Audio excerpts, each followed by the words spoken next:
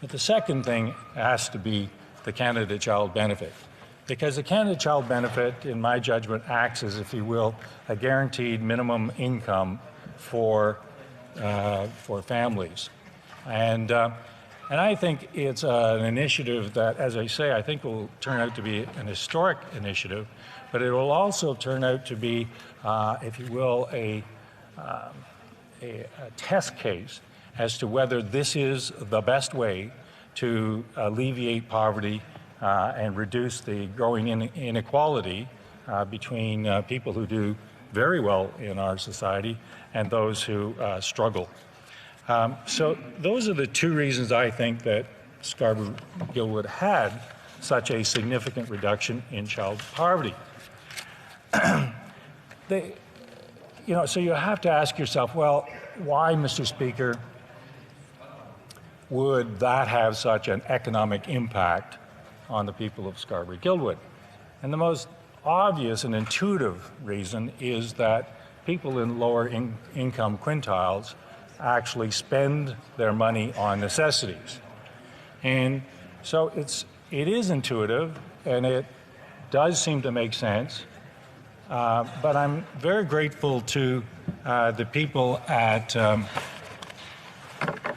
the Economic Center for Economic Analysis, who put together a paper called The Economic Contribution of the Canada Child Benefit, a Basic Income Guarantee for Canadian Families with Children. And they started to put data, flesh, to that intuition. The intuition being that poor people will spend money on food, they'll spend it on shelter, they'll spend it on core necessities. And indeed, that's exactly what the data does show.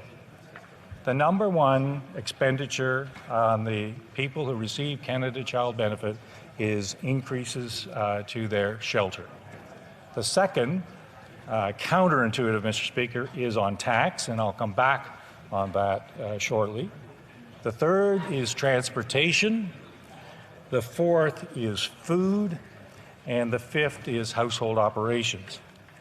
So 4 out of the 5 elements, Mr. Speaker, fall within one sense of intuition, which is lower income folks will spend their money on things that they actually need. And that seems to be borne out by the data.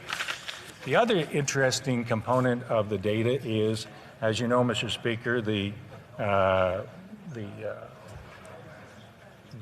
benefit decreases as the income increases, and in the upper echelons of the quintiles that have higher incomes, the money starts to get diverted to other things such as savings and investments and various other things, all of which are easily to be argued are good things. However, Mr. Speaker, there is an argument also to be said that that is somewhat dead money. So the lower income quintiles spend the money on food and shelter.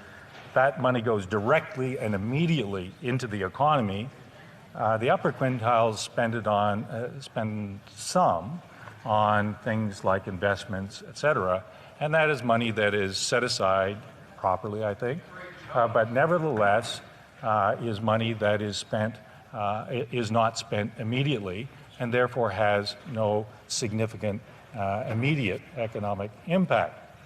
So the interesting argument here, Mr. Speaker, is if the federal government is the steward of taxpayer dollars, what is the best use, what's the highest and best use of taxpayer dollars in order to be able to stimulate the economy? And what the data starts to show on the Canada Child Benefit is that it is benefit money directly into the hands of Canadians, whether it's elderly benefits or whether it's unemployment benefits or whether it's child benefits, that is the money that gives the greatest stimulus, as opposed to tax cuts. So the data really starts to kind of jump out at you. But I want to deal with one thing before we get to further discussion about the benefits or the stimulative effect of a benefit as opposed to the stimulative benefit of a tax cut. And that is $24 billion is a lot of money. $24 billion is actually greater than our national defense budget. $24 billion is actually greater than almost all other departments. And, Mr. Speaker, it's reasonable to say, well, what does $24 billion actually cost you? Well, as it turns out, $24 billion doesn't cost $24 billion because of the $24 billion, $13 billion comes back in taxes. So for the federal government's $24 billion, 13 comes back in taxes to both the provinces and the federal government.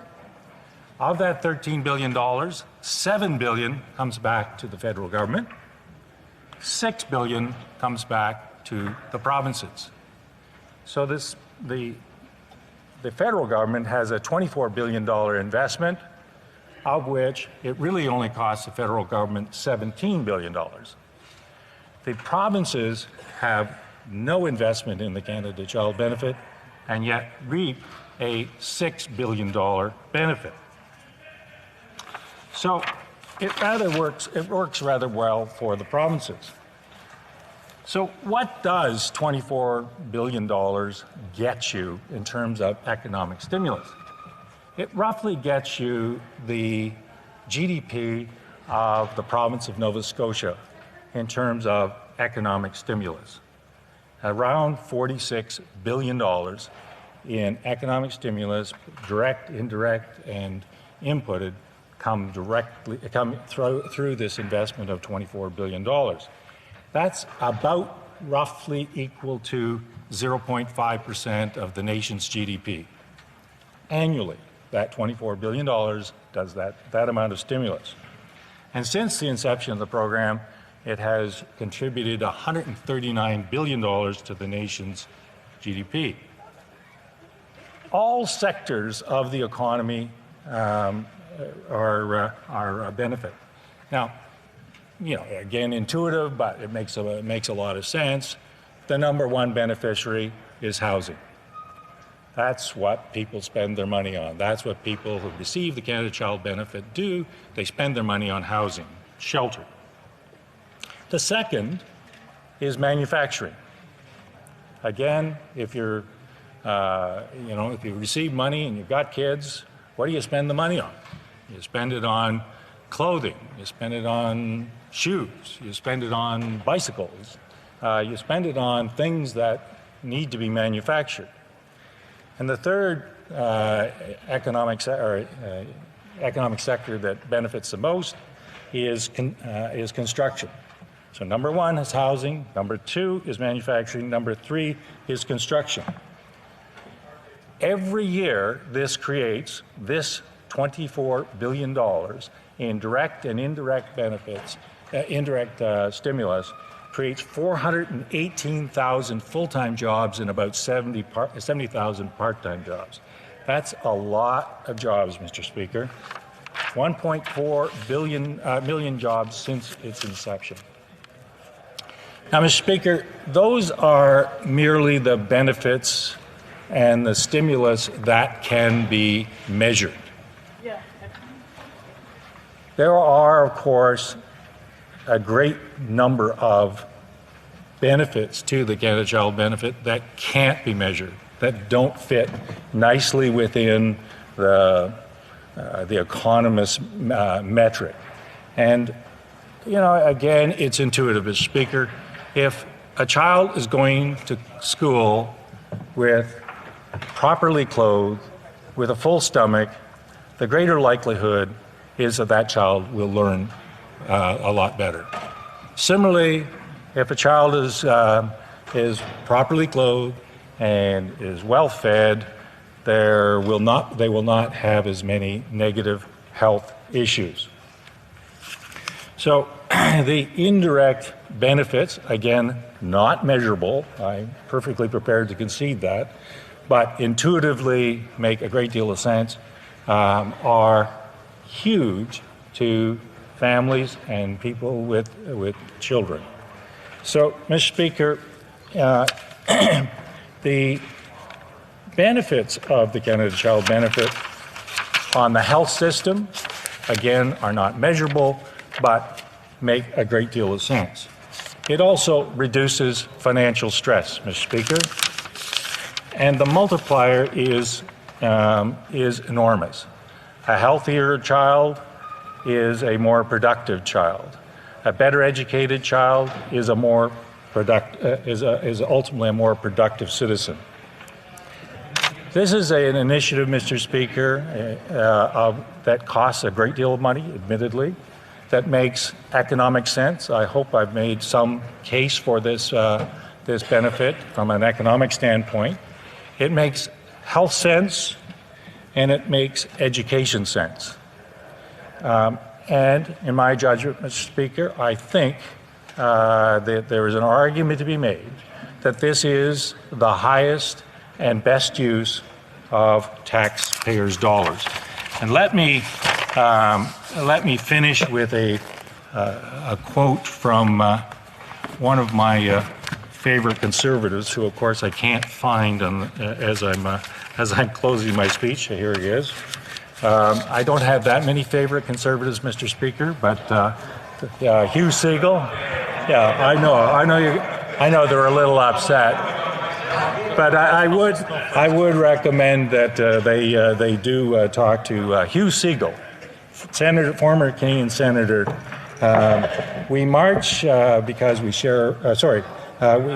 We don't want 3.5 million of our Canadians left behind. That's not who we are.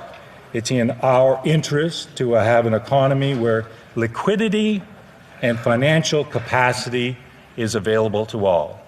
And I'd submit that my Conservative colleagues should review Mr. Segal's views on this matter, because he and his other colleague, Senator Eggleton, conducted a massive study into Canadian poverty when they were both senators, and this was one of their most significant recommendations, namely that there be a Canada Child Benefit, and it act as a, if you will, a minimum income guarantee for all families in Canada. So with that, I thank you for your time and attention. Questions and comments?